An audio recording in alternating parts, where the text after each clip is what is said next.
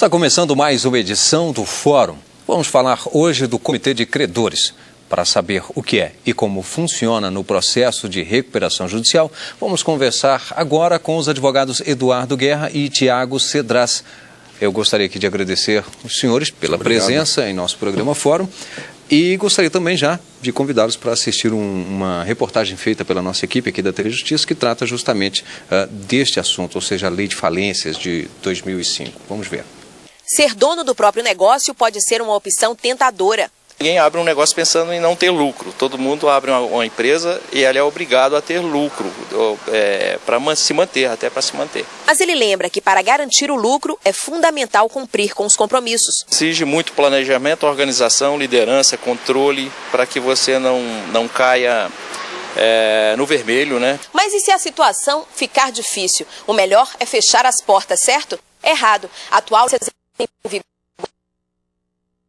espécie de oportunidade para segurar o negócio. O empresário, ao perceber que está no vermelho, deve procurar a justiça e entrar com pedido de recuperação judicial. E aí, tentar recuperar o fôlego para levantar novamente a empresa.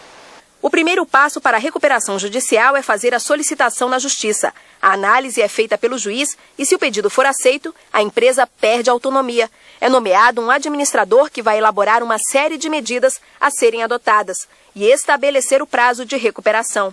O planejamento é analisado pela Assembleia de Credores e, se aprovado, é homologado pelo juiz. As grandes recuperações judiciais que a gente tem notícia, todas elas tiveram comitê de credor. Esse comitê ele vai ter 3 membros nomeados pelos 3 membros, sendo que cada um deles teria 2 suplentes, cada um de uma classe específica de credores, nomeado pela Assembleia Geral de Credores. Essa Assembleia ela nomeia esses 3, ela constitui esses 3 representantes que vão, na verdade, fiscalizar o desenvolvimento da recuperação judicial, fiscalizar o trabalho do administrador da empresa, né, e juntamente cuidar, zelar pelo bom andamento do processo. Este economista conta que de janeiro a agosto deste ano quase triplicou o número de pedidos de recuperação judicial. Às vezes uma mudança de administração, uma administração mais profissional, né, sangue novo, pode até contribuir para melhorar a situação dos negócios.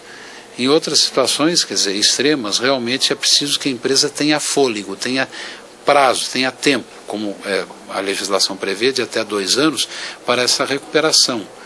Nesse caso, ela vai trabalhar numa perspectiva de tempo que lhe permita, exatamente ao final desse processo, desse período, voltar a uma situação de normalidade. As companhias aéreas Varig e VASP, na hora do aperto, optaram pela recuperação judicial, processo que durou aproximadamente 2 anos. A Varig conseguiu cumprir as metas e decolar novamente. Com relação à VASP, foi decretada a falência. Resultados à parte, este especialista entende que a mudança na lei é válida. Boa parte das empresas que recorrem à recuperação judicial, e é um número crescente de empresas que têm recorrido, elas têm conseguido sim retornar às suas atividades, o que demonstra de uma certa forma o sucesso dessa lei, dessa nova lei de falências, né? E para o país, qual a vantagem da recuperação judicial? A falência representa a morte de um empreendimento. Então, a recuperação judicial consiste exatamente nessa tentativa de recuperar a empresa, de evitar que ela feche as suas portas, né, e preservar os empregos. Bem, nós vimos aí uma reportagem então feita tratando desse assunto, a nova lei de falências. Até acho que realmente ainda pode se considerar esse nome, às vezes 4 anos apenas, em se tratando justamente da outra, que é a de 1945. E, Eduardo Guerra, é justamente sobre a de 1945 que eu gostaria de começar o programa, para depois a gente até migrar para essa mais recente, a nova, que é de 2005. Mas quais as características, como é que funcionava, na verdade, a falência e a concordata com base na lei de 1945? Pois é, como você pode ver, essa lei de 1945, ela era regida ainda dentro de um cenário da sociedade empresarial ditado à época. Então, portanto, as suas alterações não foram capazes de acompanhar a evolução das sociedades em geral e até do regramento empresarial que se coloca hoje diante da globalização e diante de uma série de fatores que a economia exige. Você diria até que ela veio tardia?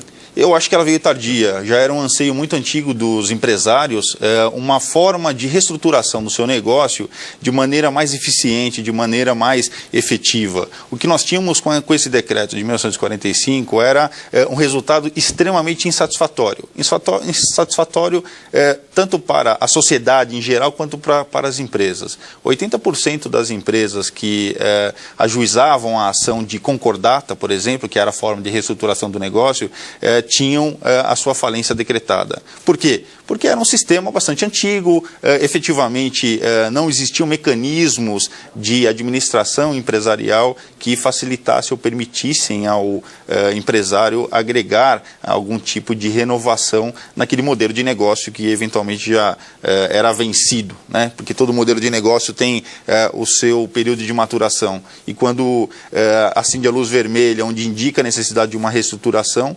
realmente precisa se repensar tudo isso.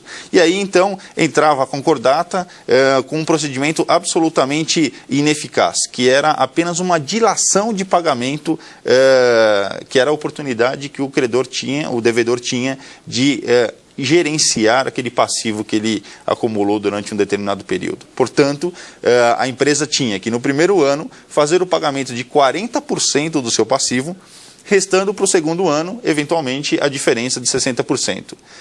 O sistema era absolutamente rígido, não se admitiam quaisquer exceções diante desse regramento. Pagou no primeiro ano e pagou no segundo ano, ótimo, reestruturou. Só que muitas empresas não conseguiam fazer isso, não é? Porque somente esse alongamento da dívida não era suficiente para a reestruturação.